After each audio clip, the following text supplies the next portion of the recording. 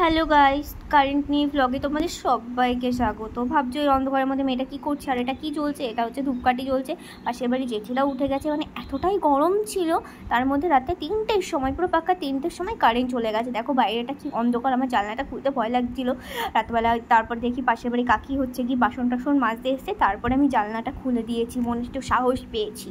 তো তারপরে দেখি ভোর 5টা বেজে গেছে, পুরো আলো হয়ে গেছে। তারপরে কারেন্ট তখনও আসেনি, তখন আমি হাওয়া খাচ্ছি হাত পাকা দিয়ে।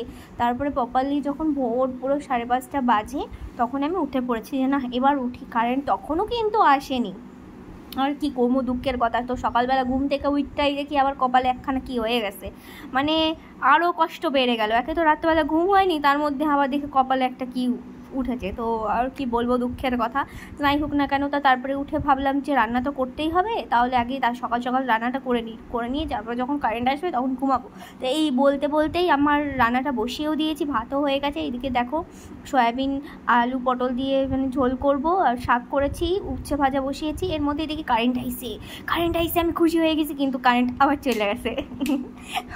মশলাটা জাস্ট করতে যাচ্ছিলাম, এর মধ্যে দেখে কারেন্ট চলে গেছে। ভালো আছে, আর কি করবো।